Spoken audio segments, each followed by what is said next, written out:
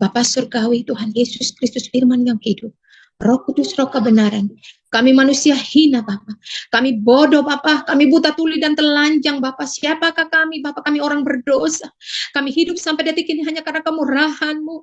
Kami bernafas dan kami tidak kekurangan suatu apapun sampai pada detik ini. Di tahun yang baru ini.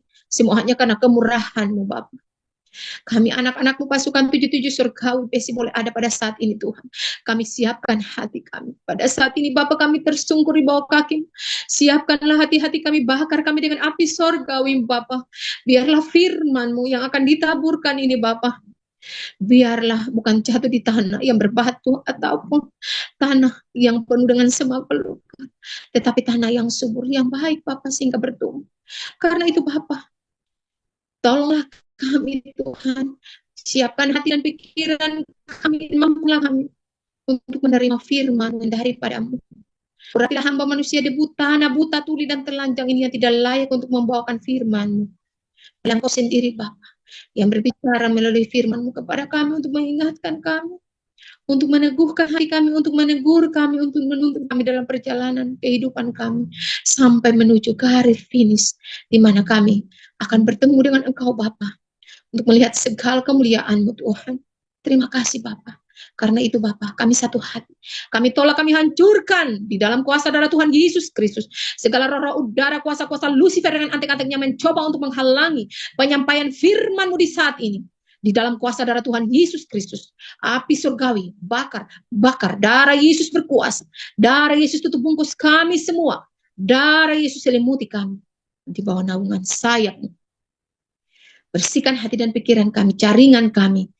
Apapun Tuhan, lingkungan di mana kami berada. Dan biarlah Roh-Mu menuntun kami untuk firman-Mu pada saat ini. Terima kasih Bapa, terima kasih Tuhan Yesus, terima kasih Roh Kudus. Berfirmanlah kepada kami, sebab selaku anak-anak-Mu, kami siap mendengar apa kata firman-Mu. Haleluya, terpuji-pujilah Tuhan Yesus Kristus, firman yang hidup. Amin. Mari Bapak Ibu, kita buka Alkitab kita di dalam Ibrani pasal 12, ayatnya yang pertama sampai berakhir pada ayatnya yang ke-17. Ibrani pasalnya yang ke-12, ayat pertama sampai berakhir pada ayatnya yang ke-17.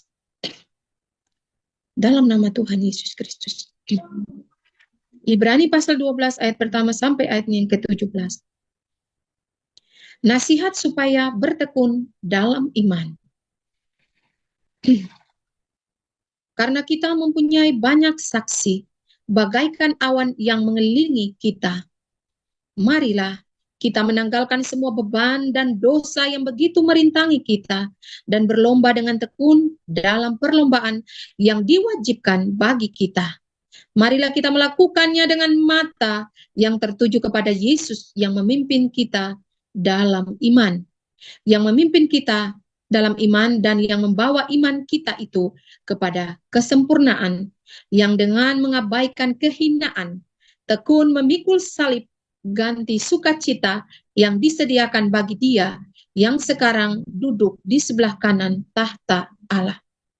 Ingatlah selalu akan Dia yang tekun menanggung bantahan yang sehebat itu terhadap dirinya dari pihak orang-orang berdosa, supaya jangan kamu menjadi lemah dan putus asa.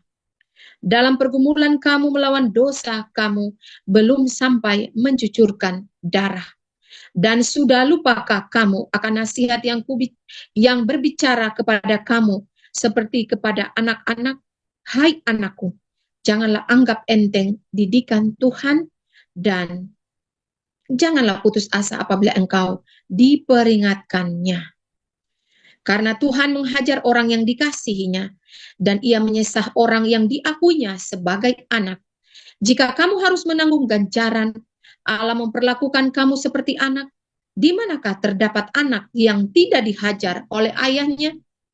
Tetapi jikalau kamu bebas dari ganjaran yang harus diderita setiap orang, maka kamu bukanlah anak, tetapi anak-anak gampang. Selanjutnya dari ayat kita yang sebenarnya, kita beroleh ganjaran dan mereka kita hormati. Kalau demikian, bukankah kita harus lebih taat kepada Bapa segala roh, supaya kita boleh hidup? Sebab mereka mendidik kita dalam waktu yang pendek sesuai dengan apa yang mereka anggap baik. Tetapi Dia menghajar kita untuk kebaikan kita, supaya kita beroleh bagian dalam kekudusannya.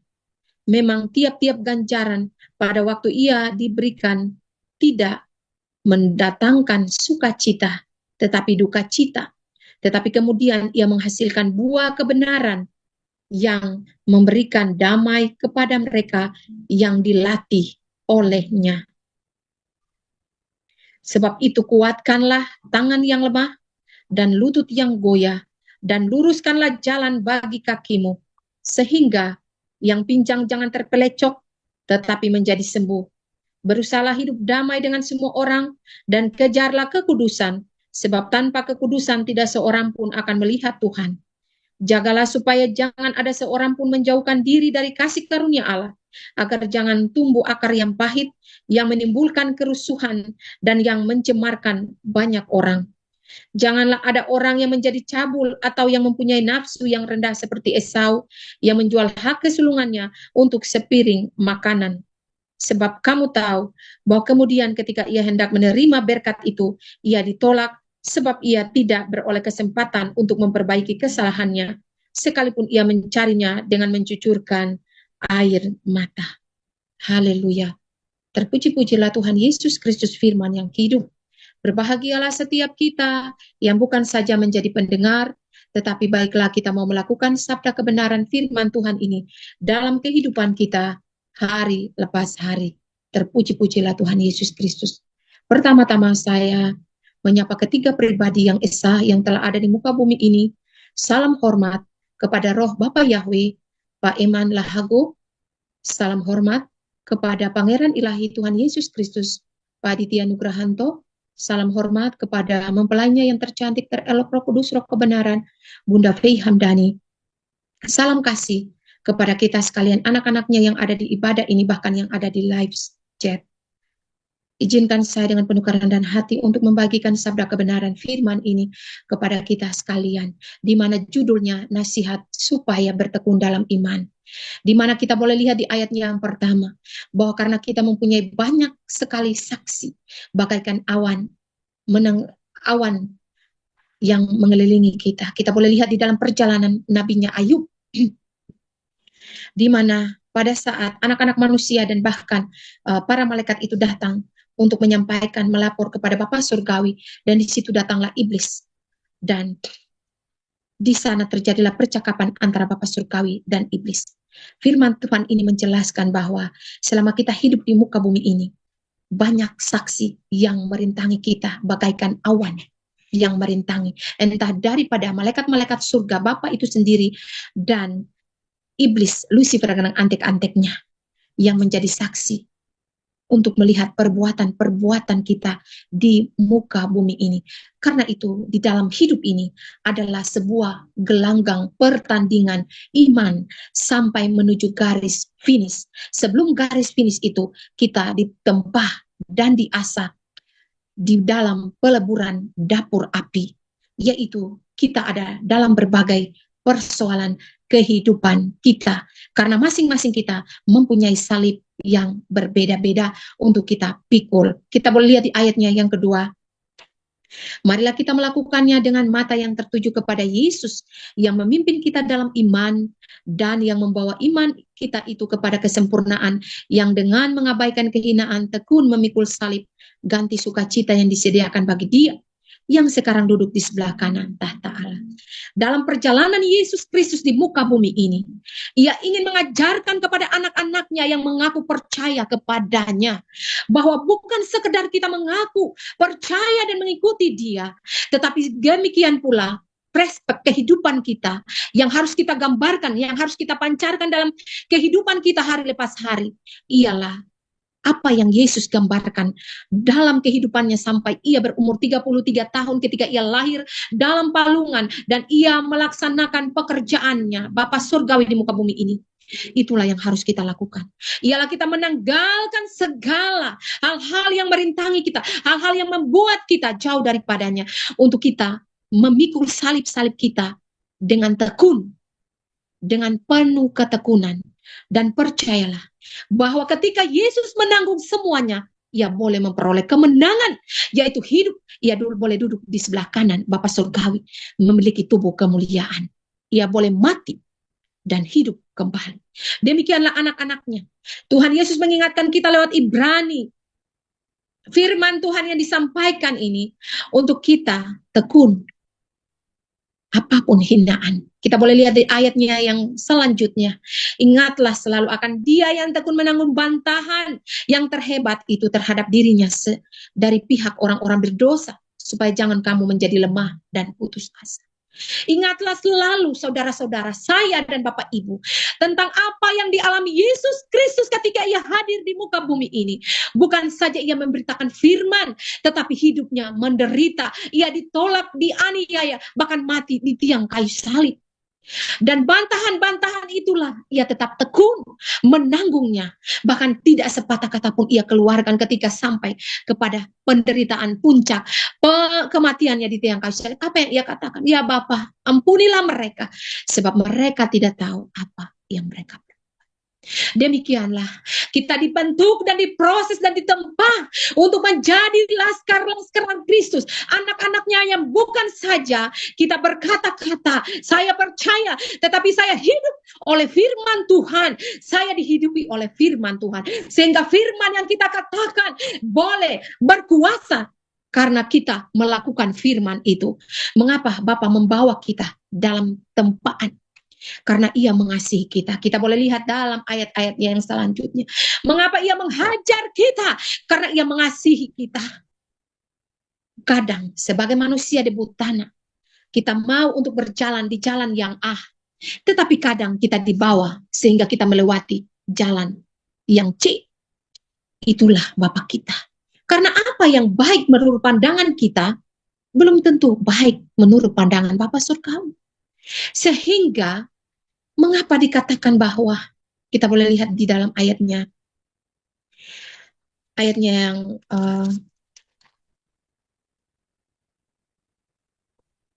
ke-10 ya, dan ke-11 di situ.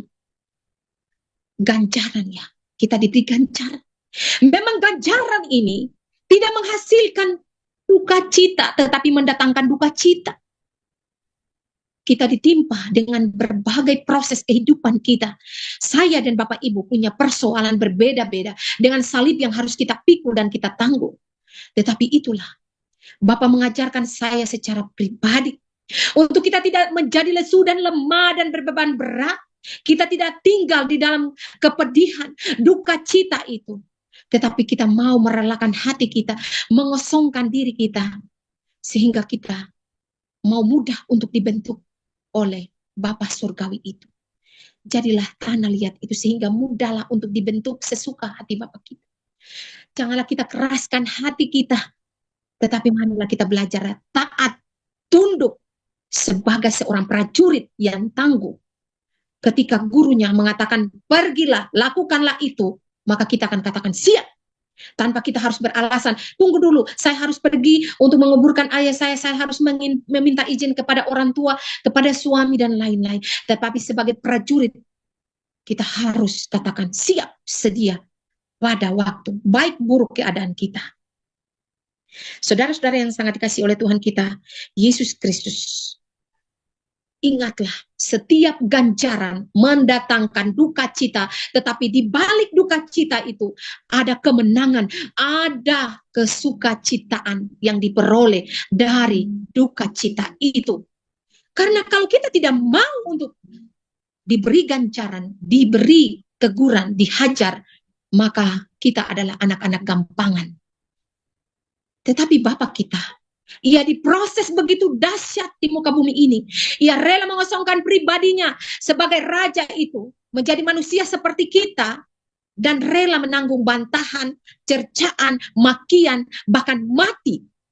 Dan apa yang kita alami? Saya sebagai pribadi, kadang saya menjadi pribadi yang cengeng dan sombong, egois. Saya menjadi pribadi yang mementingkan diri saya sendiri, dan saya tidak melihat apa yang Tuhan rancangkan dalam kehidupan saya. Sebab apa yang ia maksudkan dalam kehidupan kita baik adanya. Kadang dalam segala persoalan kehidupan kita, kita lalu menjadi kecut dan tawar hati. Kita boleh belajar daripada nabinya Ayub. Ketika Tuhan memberikan kuasa kepada iblis untuk boleh mengujinya, tetapi jangan sampai mengambil nyawa. Apa yang kita alami saat ini, Bapak Ibu? Bukankah saya dan Bapak Ibu hanya sebatas ya penderitaan-penderitaan yang ringan? Ya, itu menurut takaran iman. Di mana kita masih hidup dan bernafas, kita ada di tengah-tengah dunia ini, kita berjuang untuk memperoleh pemurnian iman itu. Iman yang terexcellent. Di mana iman itu? Iman tidak bisa berjalan sendiri, harus disertakan dengan perbuatan-perbuatan sehingga nampaklah iman itu dalam kehidupan kita. Bagaimana perbuatan-perbuatan itu dapat nyata? Di mana Bapa memproses kita dalam setiap proses kehidupan kita. Ya, saudara-saudara, mari kita merenung firman ini. Terdalam bahwa Bapa surgawi itu begitu mencintai anak-anaknya. Ia begitu mencintai kita, sehingga ia rela mengosongkan pribadi, mengosongkan diri, menjadi manusia sama seperti kita. Kadang Bapak Ibu, saya selaku pribadi, saya katakan Bapak, saya tidak mampu, Pak.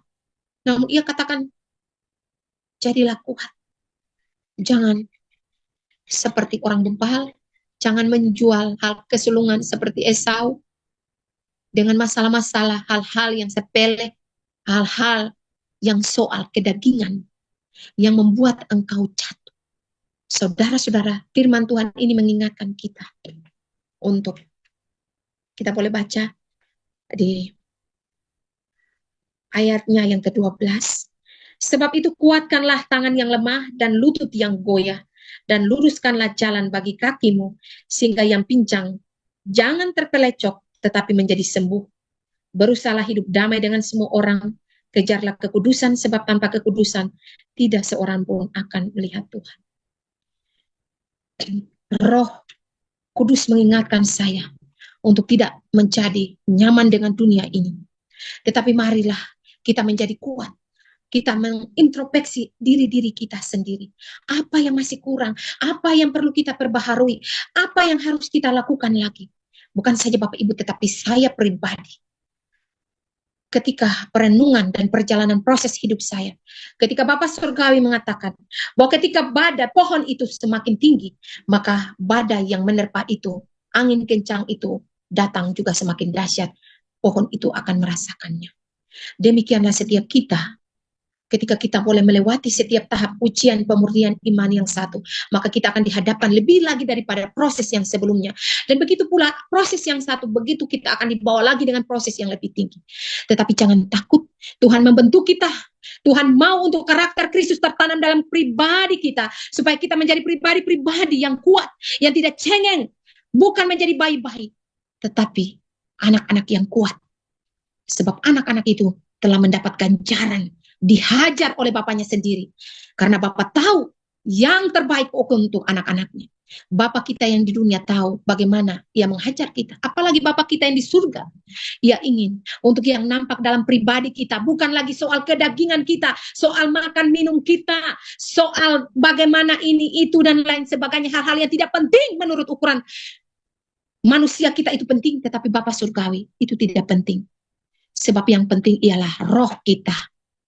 Yang perlu kita beri makan adalah roh kita, bukan tubuh jasmani kita.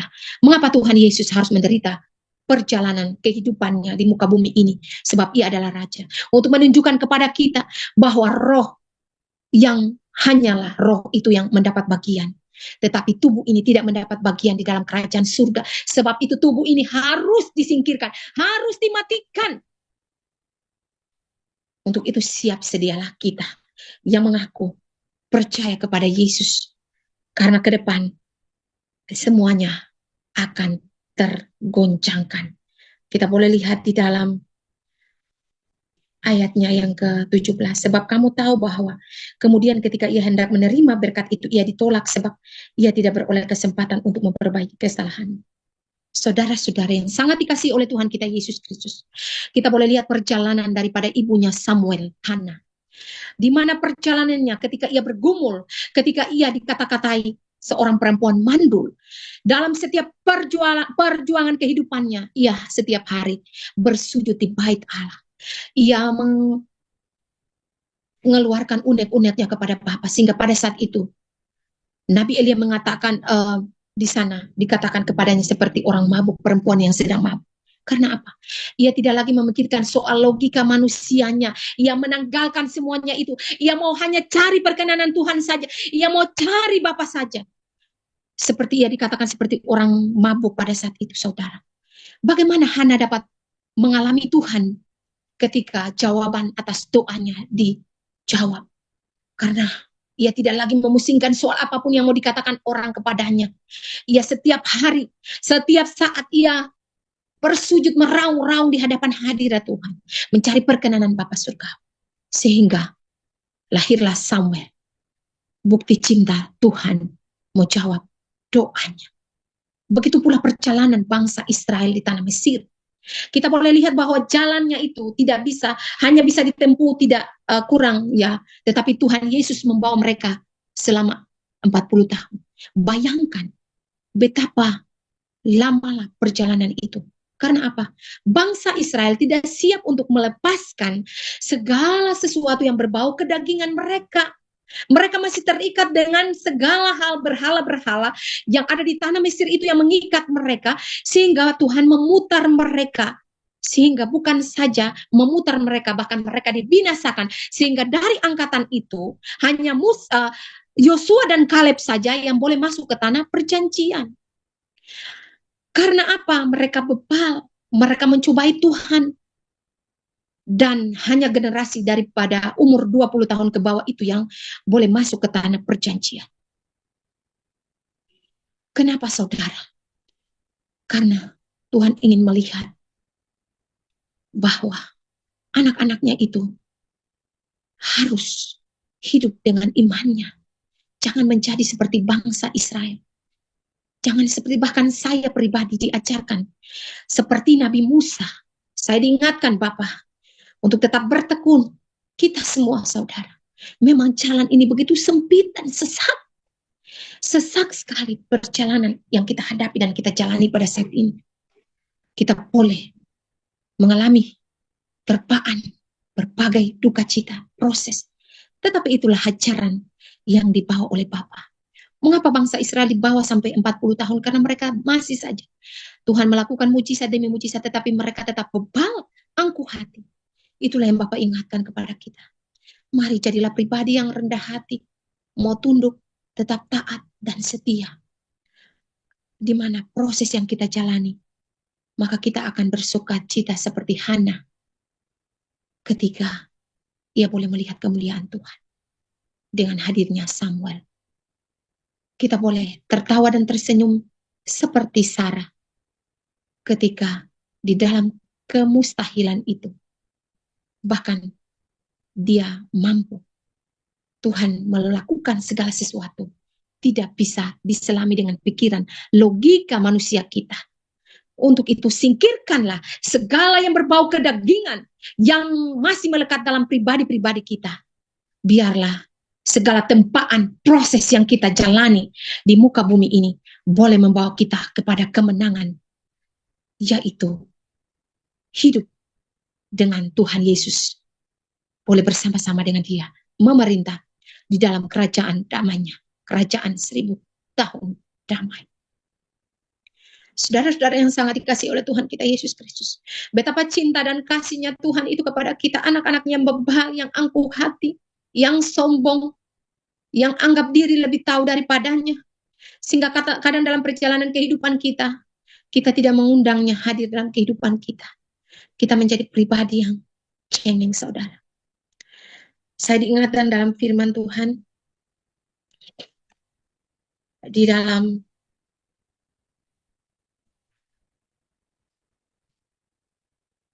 Ulangan pasal 6 ayat 8 ayat 5. Maka haruslah engkau insaf bahwa Tuhan Allahmu mengajari anaknya. Saudara-saudara, karena itu, marilah kita menghadap Allah dengan hati yang tulus ikhlas. Dengan keyakinan iman yang teguh oleh karena hati kita telah dibersihkan dari hati nurani yang jahat dan tubuh kita telah dibasuh dengan air yang murni.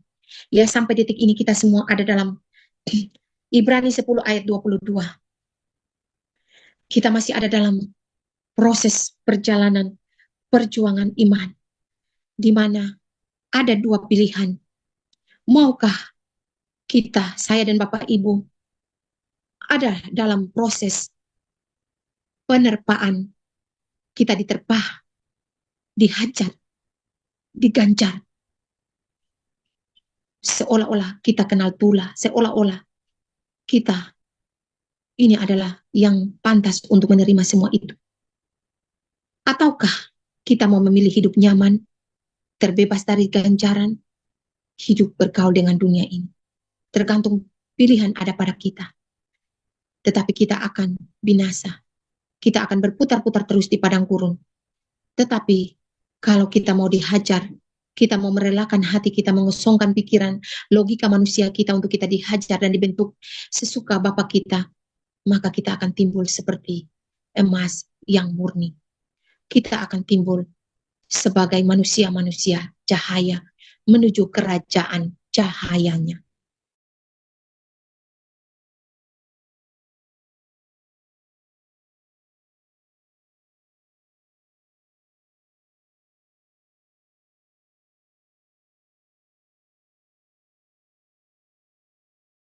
Yang tidak enak. Saudara-saudara yang sangat dikasih oleh Tuhan kita Yesus Kristus, bahkan firman Tuhan mengingatkan saya dan Bapak Ibu. Mari, apapun yang akan kita hadapi, bahkan kematian sekalipun, jangan kecut dan tawar hati. Sebab dialah, Yesus Kristus itu sendiri, rela menanggung bantahan, rela menanggung cacian makian. Apa yang saya dan Bapak Ibu hadapi saat ini? Apa? Tidak sebanding dengan apa yang Tuhan kita, Raja di atas segala raja itu alami. Karena itu kuatkan dan teguhkanlah hati kita.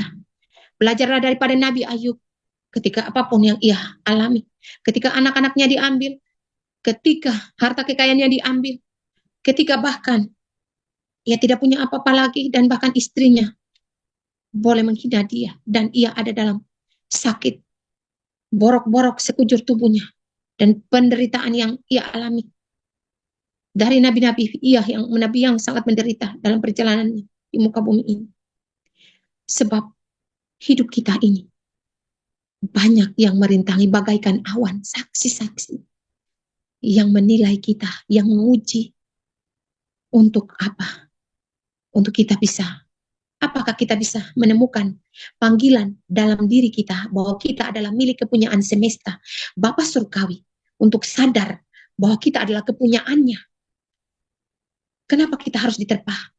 Karena apa? Kita tidak sadar dengan hal-hal dunia ini, kita terpikat dengan logika manusia kita. Kita tertawan dengan dunia. Sehingga perlu hajaran, perlu pukulan. Karena itu siapkanlah hati kita untuk memikul salib-salib kita. Ganjaran-ganjaran yang diberikan oleh Bapa. Apapun itu yang kita akan alami. Janganlah kiranya kita menyangkal nama Tuhan. Tetapi kita kuatkan dan teguhkan hati kita seperti apa yang dikatakan Tuhan kepada Yosua. Teguhkanlah hatimu. Bukankah keberontakan kepadamu? Kuatkanlah dan teguhkanlah hatimu. Jangan kecut dan tawar hati. Sebab Tuhan yang akan menuntun engkau di mana di jalan yang akan engkau lalui. Kita boleh lihat bahwa Kaleb dan Yosua pada saat itu, di mana pengintai-pengintai yang disuruh dan diutus oleh Musa, mereka kembali dan mereka bahkan membuat pernyataan-pernyataan palsu untuk menakut-nakuti bangsa Israel, sehingga mereka kepingin untuk kembali kepada tanah Mesir. Tetapi Yosua dan Kaleb katakan bahwa hanya karena penyertaan Tuhan kita akan masuk di tanah itu. Karena itu jangan kecut dan tawar hati. Sebagai prajurit dan laskar Kristus, jangan engkau mau takut dalam berbagai penerpaan iman yang akan kita hadapi bersama. Bahkan mau sekalipun kita akan masuk dengan kemenangan dan memerintah bersama dengan Bapa Surgawi Tuhan Yesus Kristus itu di dalam kerajaan damai menuju cahaya, menjadi manusia-manusia cahaya, yaitu tidak ada lagi kedagingan yang melekat dalam diri kita. Karena itu relakanlah hati sebagai anak-anak Belajarlah untuk taat dan tunduk. Jangan menjadi anak-anak yang pemberontak. Sehingga kita menjadi anak-anak yang menyenangkan hati Bapa kita di surga. Siapkanlah iman kita di hadapannya yang terexcellent. Saya dan Bapak Ibu sekalian. Janganlah engkau katakan aku mengasihi Yesus Kristus, tetapi sebenarnya engkau tidak mengasihi aku. Mengapa engkau harus dibawa dalam berbagai tepaan kehidupan ini supaya aku bisa melihat bagaimana murninya imanmu. Bagaimana engkau dapat berguna bagi pekerjaanku di akhir zaman ini. Menjadi manusia-manusia cahaya, relakanlah hatimu. Engkau harus memiliki hati yang benar-benar murni. Hati seperti Bapa Surgawi. Bagaimana semua terpulang kepadamu secara pribadi. Sebab dunia ilahi tidak memaksakan kepada anak-anak, tetapi ia memberikan kehendak bebas untuk kita. Saudara-saudara, dengan penuh kerendahan hati, saya selaku pribadi memohon untuk dimaafkan segala perkataan perbuatan saya. Dan ingatkanlah saya selaku hambanya untuk ada bersama-sama dengan kita sekalian. Sebab ketika peperangan yang saya alami, pada saat-saat ini kita ada banyak yang merintangi kita, saudara. Lucifer dengan antek-anteknya, peperangan secara roh. Ia tidak senang untuk hambanya ini tampil. Dan firman-Nya, ketika pada saat saya diingatkan, Gabriel mau menyampaikan nubuatan kepada Daniel yang disampaikan oleh Bapa Surgawi, di mana iblis tidak senang. Karena itu sebagai apapun yang akan disampaikan, iblis tidak senang untuk itu. Kita harus mengalami peperangan dan peperangan. Tetapi jangan takut.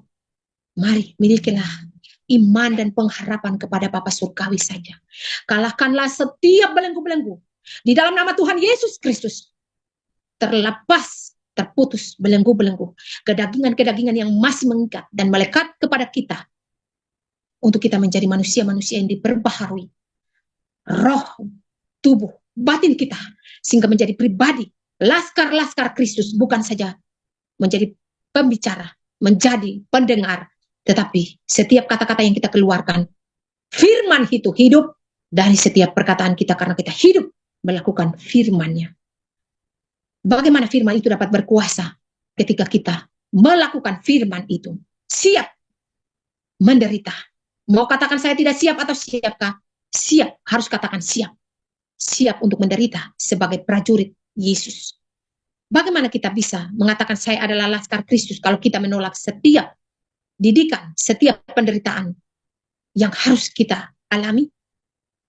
Karena itu janganlah kita lari dari segala persoalan yang harus kita hadapi, tetapi hadapilah itu dengan iman yang teguh dan tetaplah berpengharapan bahwa Yesus Kristus itu, dia dahulu tetap sama menuntun bangsa Israel sampai detik ini. Dia telah datang kedua kali menuntun kita untuk menuju kerajaan cahayanya.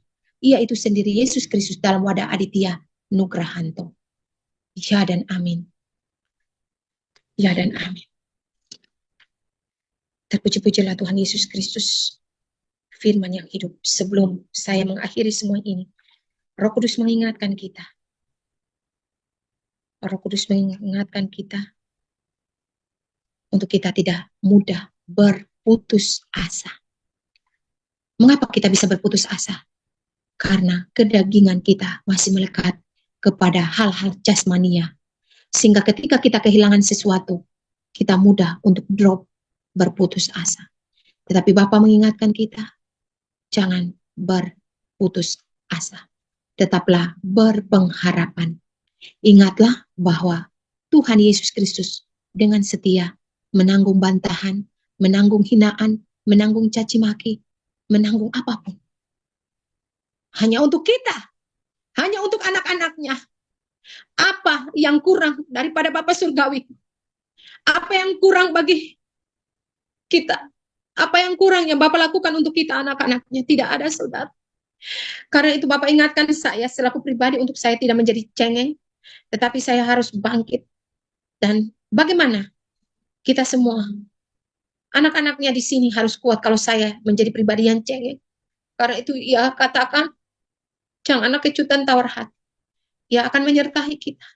Sebab ia sudah mengalahkan maut. Ia sudah mengalahkan semuanya. Tinggal bagaimana kita dengan setiap proses yang kita jalani, salib-salib yang kita hadapi, baik salib yang kecil, yang sedang, yang besar, tergantung kita menerimanya dengan lapang dada dan pengucapan syukur. Ingatlah ini, tetaplah bersuka cita anak-anakku. Tetaplah bersuka cita anak-anakku. Tetaplah bersyukur dalam segala hal apapun yang engkau alami. Dan tetaplah tenang. Jangan lupa untuk berdoa, berpuasa, dan datanglah dari dalam. Pujilah Tuhan. Datanglah sembahlah aku. Sembahlah Yesus Kristus. Tuhan itu sendiri. Ia mau untuk kita menghabiskan waktunya. Mencarinya. Menyembahnya dalam roh dan kebenaran. Maka ia akan menguatkan kita. Menyingkapkan segala sesuatu untuk kita.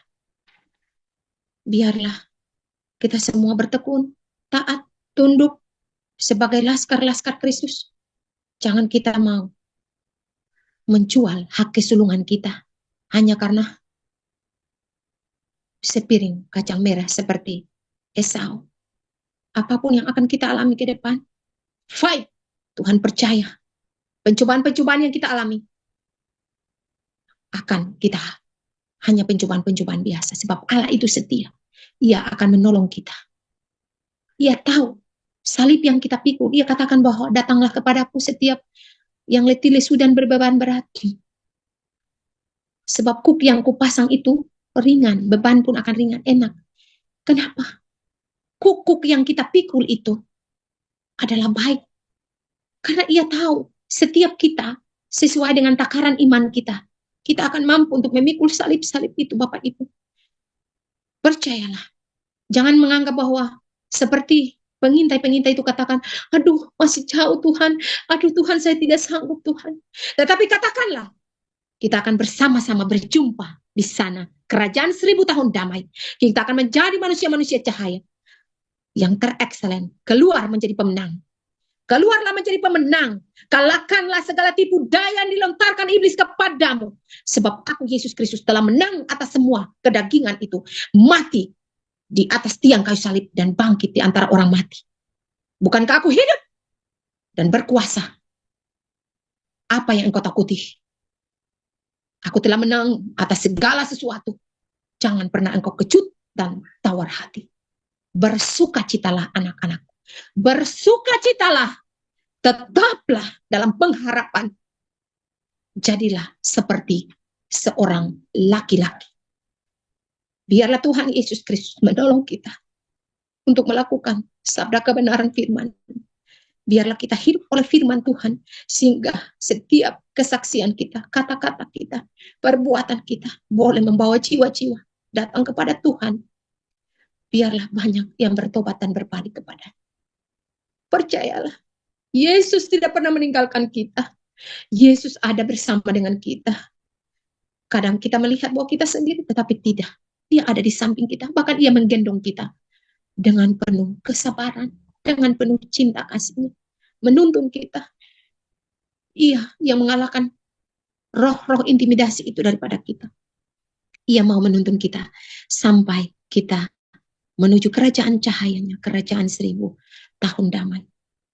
Baik kematian, kelaparan, ketelanjangan, apapun tidak bisa memisahkan kita dari kasihnya. Haleluya, haleluya. Biarlah firman Tuhan ini, Roh Kudus, Roh kebenarannya itu memampukan kita untuk kita menjadi pribadi-pribadi yang kuat di dalam iman pengharapan kepada Yesus Kristus itu sendiri. Dan keluar sebagai pemenang bersama dengan Yesus Kristus. Terpuji-pujilah Roh Alfa dan Omega, Yesus Kristus firman yang hidup. Biarlah Roh Kudus, Roh kebenaran itu yang memampukan kita semua untuk menjalani hari-hari kita dengan salib-salib yang kita pikul, untuk menjadi pribadi-pribadi yang terekselen, kuat, dengan segala terpaan, didikan yang kita hadapi.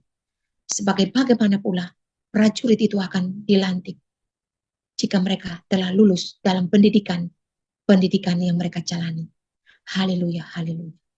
Praise the Lord. Amin.